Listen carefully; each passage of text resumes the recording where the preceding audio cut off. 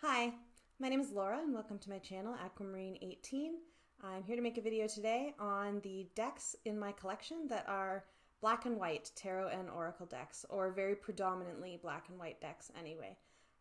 This is a video that I've been planning to make for quite some time and just never got around to, and so I figured now would be a good time to make that video. I've got the house to myself and some spare time, so why not?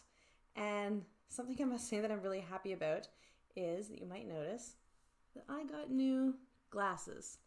I just got the first new glasses prescription I have had in 4 years, so I was like way overdue. And actually the green glasses that I've been wearing when I make YouTube videos since I've had this channel are actually from 2 prescriptions ago, because they're the only ones I had that had the anti-reflective coating on them. So all my other glasses looked really weird on film and shiny, so I hadn't been wearing them. So I've been making all the videos I've made so far with not very good eyesight. And now I have much better eyesight, and I'm really happy about that, to be making this video. Okay, so in my little collection, I have 5 tarot decks and 1 oracle deck to share with you.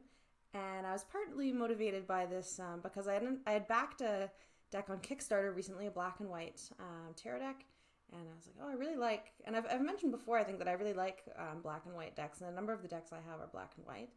And I feel like black and white tarot decks don't always get, the love and attention and sharing and conversation that I think, I think they're sometimes underrated, and I really like a lot of black and white decks, so I thought that I would share them.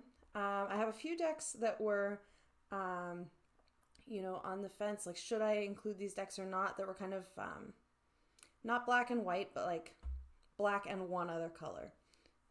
So, for example, the soul cards are only black and gold. I decided to leave those out for this video, a couple of decks that are kind of in that category, and just focus on the black and white decks, or you'll see with a few of them very, very predominantly black and white decks.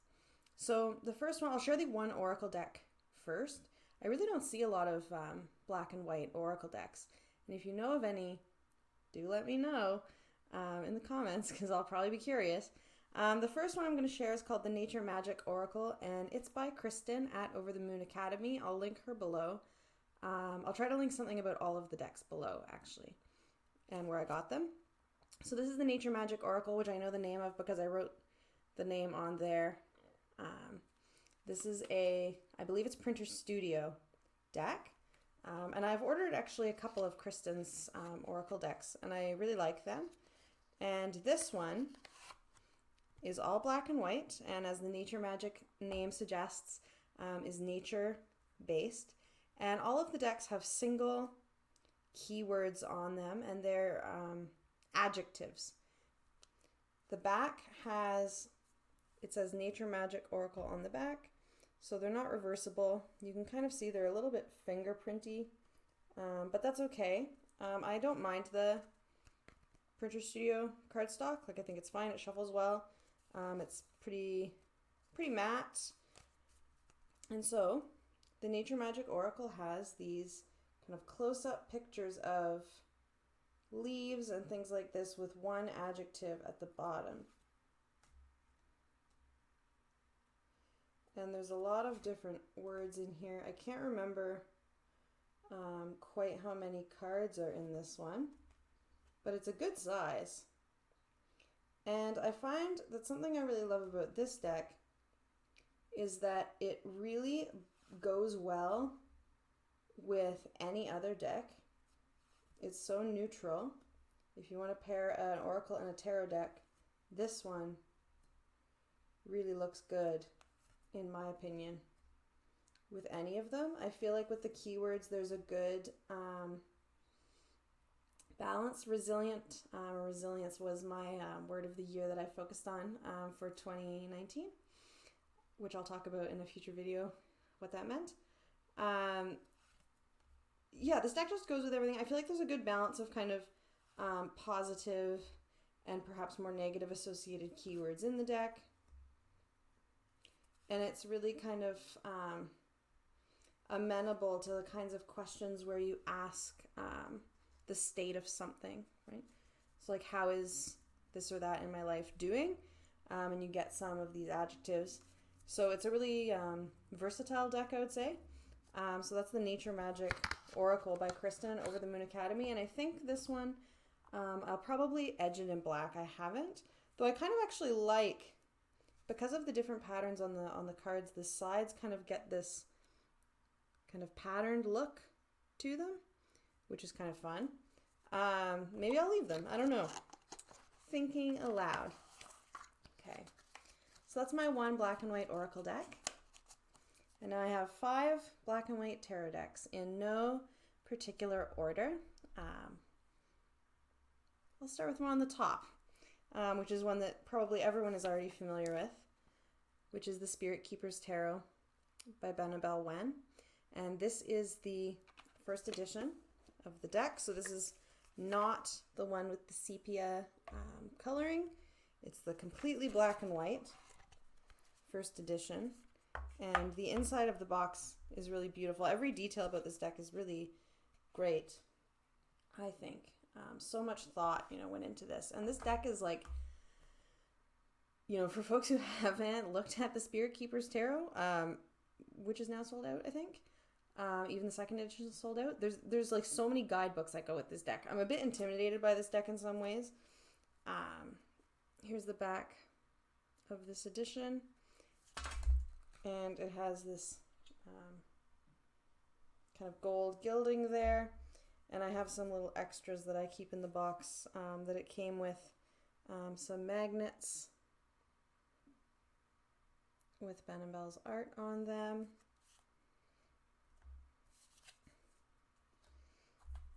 And it came with a certificate of authenticity. So I got deck number 28 in the limited edition of 1000. This is the little white book.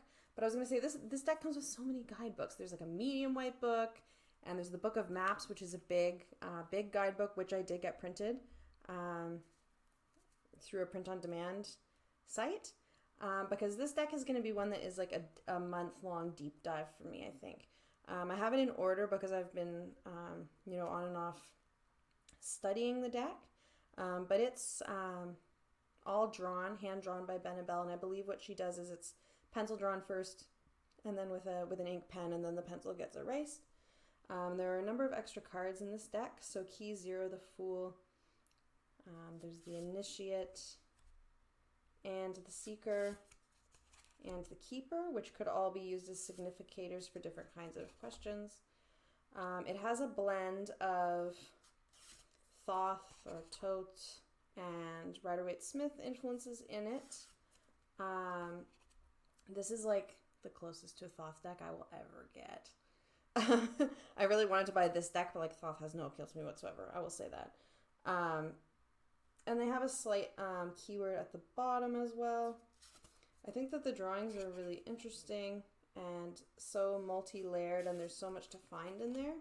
And I will say, I said that this deck was a bit intimidating. I feel like, having flipped through this deck a ton of times and looked at it and shuffled it, it really is absolutely readable out of the box, in my opinion. If you are familiar with Rider-Waite-Smith, and I'm assuming if you're familiar with maybe just Thoth, like this would be a deck that you could use. But I feel like, in a way, I want to know, the many things that this deck has to offer, and there's so much excellent guidebook information and reference material that I really want to spend time on that, which a lot of decks I don't spend any time on the guidebook at all, to be quite frank. But I would really like to know kind of the thought process and the choices, even though like definitely, these images are absolutely really readable as just as they are, I think. So that's the Spirit Keepers. Unfortunately, out of print, so not available one, but I'm really glad that I have it. I will cherish it, and I have all of the reading materials printed out and really want to get to know it. I've read some of the Book of Maps, but not all of it yet. That's Spirit Keeper's Tarot. The third deck that I will show, which was an out-of-print deck, but no longer, is Thea's Tarot, which is by Ruth West. I've shown this deck before on my channel. I keep it in a bag that I made. Drawstring bag. I love choosing the fabric that fits the deck. And this was a deck that was printed in 1970s, I think. And so I got it. The date is probably right on here. I don't really need to guess. 1984. Copyright 1984. And it just came when I bought it with this sheet with some keywords, one spread, and that was it, and the cards. So the back of these is not black and white, obviously. It's this reddish color. Oh, and this deck is in order too. I don't remember putting this deck in order, but that's okay. And this is a black and white paper cut style deck, which is one of my favorite kinds of art styles. It's an explicitly feminist deck. A lot of the titles of the cards are changed. It is very much a woman-centered deck. There are a lot of cats in this deck, which of course I really like.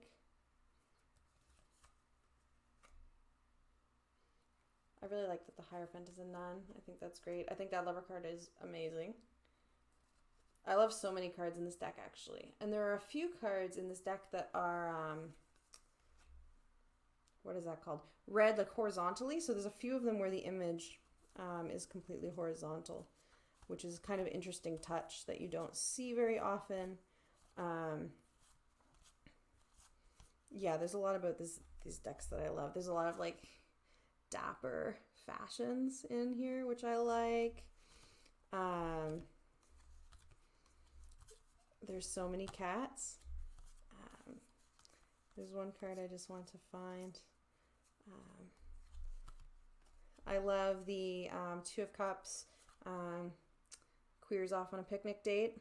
Love that. Definitely. There are so many cards in here that I love, but there's one that has a cat in it. There's actually a lot with cats. A Child of Cups. The pages are child, and this one has a cat there. Of course, you can never find the card that you're looking for. There's a couple of cards that you could read horizontally or vertically too. So this Six of Swords, like you could, if you wanted to put it that way. The backs are not reversible, which is not my favorite thing in the world, but that's okay.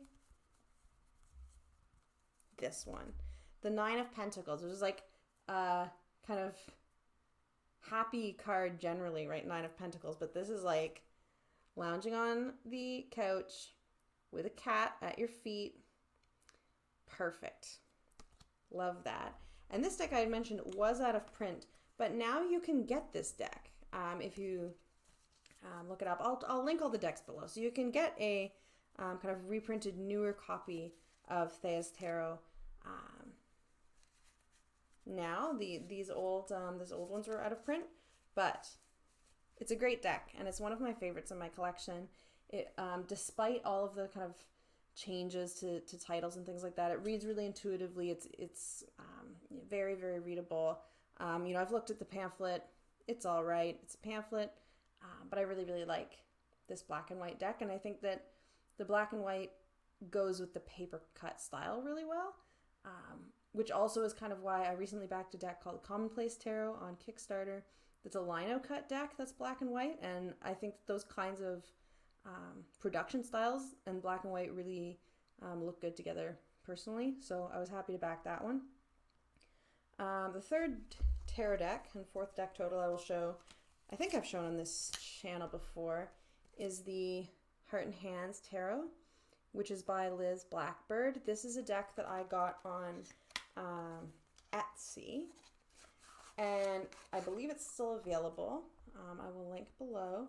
I actually have 2 copies of this deck because this deck I destroyed by leaving out on a windowsill and then it rained. So the edges got all wonky.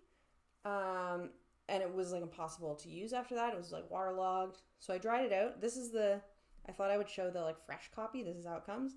But my other copy, I ended up salvaging it because I trimmed, this is the back, reversible. I trimmed around where you can see the inner black square there.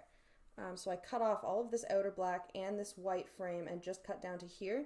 And that was able to salvage the deck for me. So now I have 2 different size copies. It was the first and only trim job on a deck I've ever done. It is not even.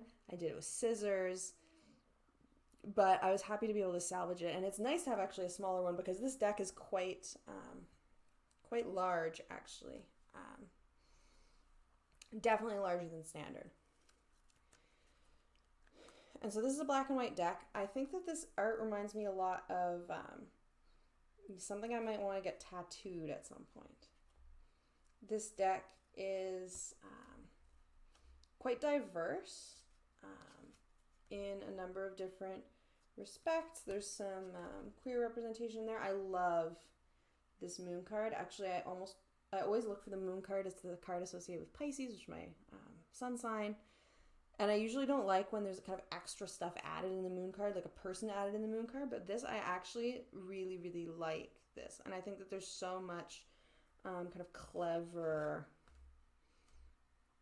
things added into here. And you can just get lost in this, like, such intricate details of this deck. And I feel like for a really, really long time, I basically kind of only had my first deck and a Rider-Waite-Smith deck as well, and I didn't really branch out to other decks for like much of the time that I was interested in tarot. It was like fairly recently, and this was one of the first indie decks I ever bought. So I'm not sure what year it came out in, and it does, I think, it comes, I think, with a little booklet that's not in there, but yeah, it was one of the first indie decks I ever got, and as soon as I saw it, it was like, whoa. And I don't normally like things like this, like a chariot as a card, but in this deck it works. I find a lot of the court cards look like celebrities, which is kind of interesting. There's one that looks like Tim Gunn to me. I love that Wheel of Fortune, and I have to say Wheel of Fortune is generally not a card that I like in decks, but I do like this one. Star. Death's Head Moth for death. I really like that Lover's card too. There's something like so symmetrical about it. And it's also kind of open in terms of gender, which I like. The Strength card is a little bit aggressive for my preferences. The Lion does not look like super thrilled about the situation. Don't love that one. Temperance. And so there's a lot, like the deck title suggests, heart and hands. There's a lot of hands in this deck. The aces, this is the Ace of Wands. I think all 4 of the aces in this deck are fucking brilliant. All of them. And I really like this as a style, and this was a really good deck for me when I was kind of, I knew I was interested in reading decks that weren't straightforwardly, like just Rider-Waite-Smith deck, but it's like in the ballpark, right? So it's readable. I love that Six of Swords so much. So it was like readable for me without having to like learn Marseille or something like that, even though it doesn't have quite as fully depicted scenes. So that was really great for that reason. I really love the Heart and Hands, and this is the kind of deck that I think when I look at this one, Like, the art is amazing, but it really lends itself to being black and white. I don't think this deck would be as impactful, at least not for me, if I went and, like, colored it all in. And it did cross my mind when I wrecked my first copy, if I would want to more heavily modify it, but I really didn't think I could improve on it. And so I made this very well-matching bag, in my opinion. For the Heart and Hands Tarot. Okay, the fourth deck. And this is another deck that I don't see getting, you know, I think the attention it deserves. And I just nodded, wow. I just pulled the drawstring like in a bad way, and now it's in a knot. So bear with me for a second.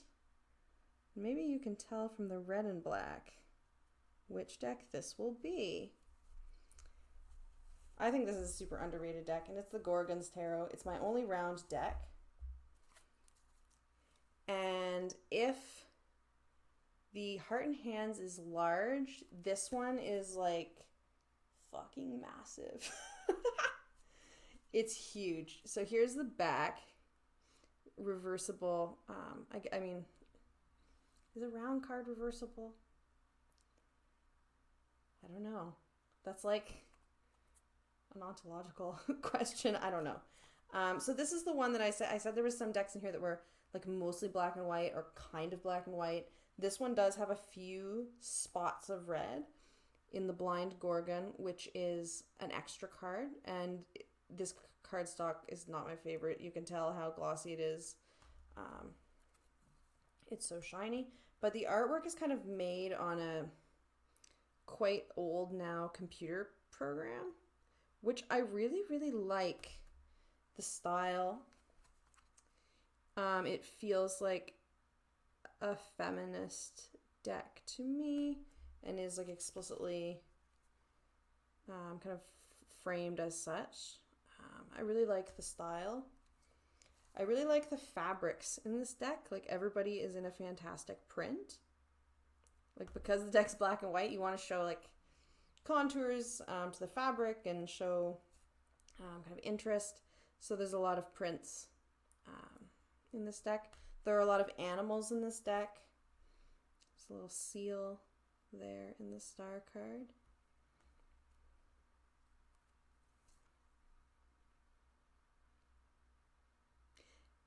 And I looked at like every round deck I could find that was available, and this was the only one that I really liked the style, and I knew that I would enjoy working with it.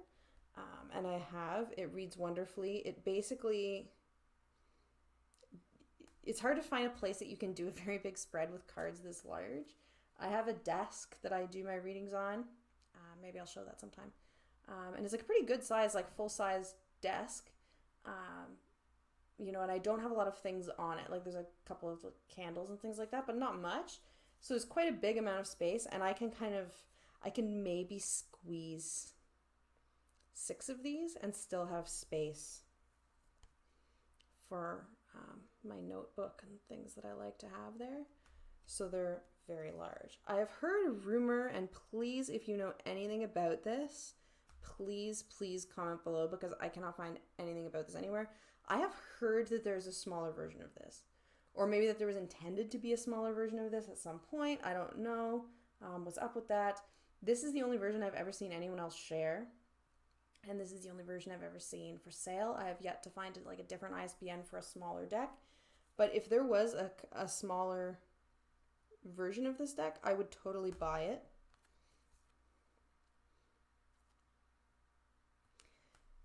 And I like to read the round deck with kind of, again, it's like not really reversals, but depending if it seems to be kind of forward leaning or backward leaning, if I'm doing a past, present, future kind of reading, something could be kind of pushing ahead versus holding back, depending on if it was tilting a certain way.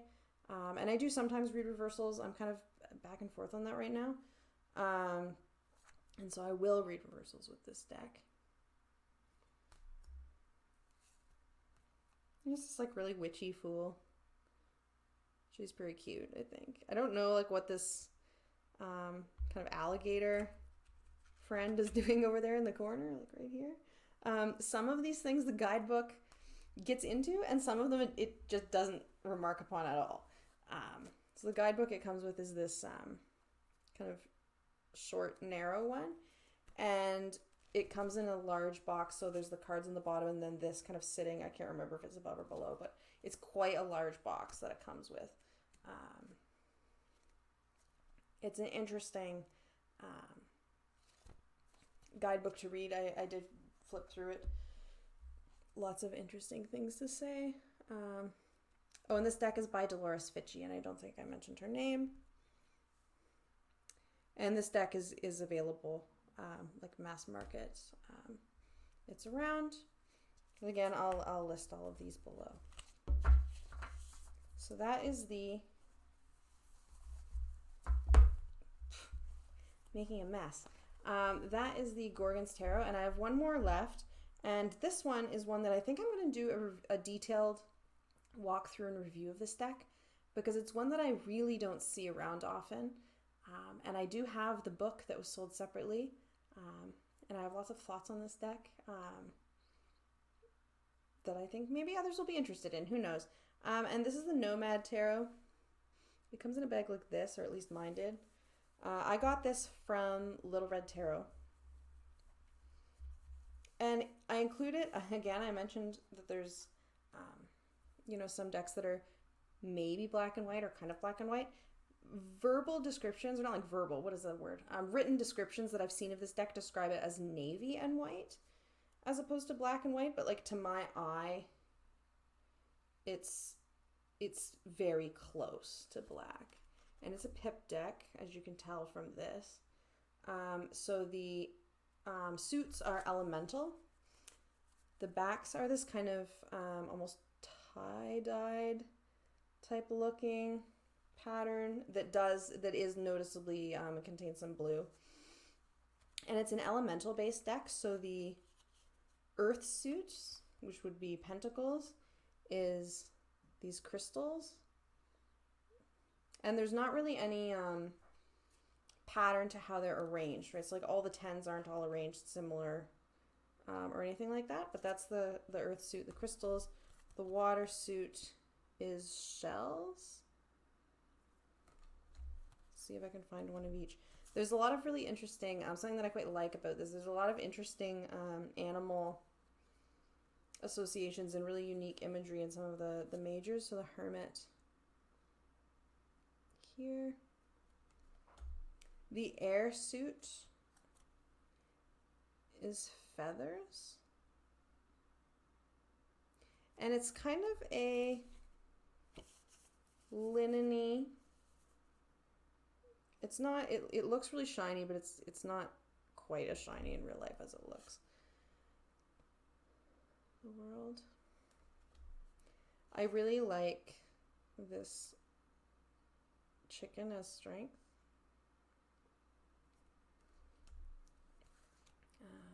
And then there are no humans in the courts, so they have large kind of iterations of the suits. The Knight of Water, the shells there, Queen of Air, feathers.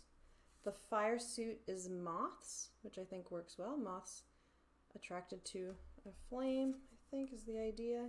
The aces all have like tons of the picture of the suit, which is kind of interesting, as opposed to just having one small one. They have lots of them. Shells. Which suit have I not shown? Empress.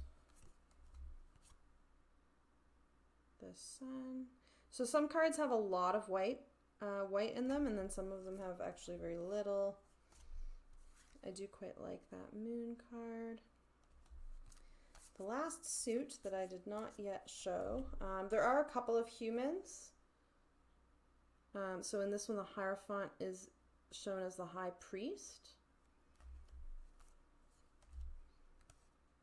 The Wheel of Fortune. I like the imagery of the scissors there. It makes you think of like cutting the threads of fate in a way. I don't know. Taking control. Okay, air, water. Maybe I did show all of the suits and I'm looking for something needlessly. Yeah, so fire is moths, water is shells, earth is crystals, and air is feathers. So yeah, I did show all of them. Devil as a spider web's interesting. I wish I liked the book that came with this deck more, because I think that the deck imagery is really neat and really unique and really, I find aesthetically pleasing. It's a style that I like. So maybe I will do a walkthrough and review of this deck, because it's really, again, not one that I see featured very often or included in very many videos. Which again kind of goes for black and white decks in general. I feel like they're a little bit underappreciated, a little bit underrated kind of as a group or as a kind of genre. So that's why I wanted to showcase them today. I hope you've enjoyed this video if you've stuck with me for the last 30 minutes. 6 decks in 30 minutes, you know what, that's actually pretty good. I'll take that. So thanks for sticking with me. If you have any favorite black and white decks that you would like to share, feel free to make a video of your own or to share in the comment section below about the black and white decks that you like, that you work with, or that are on your wish list, or if you know of any that I haven't mentioned you think that I would love, do let me know. Thank you so much for watching and have a great day. Bye.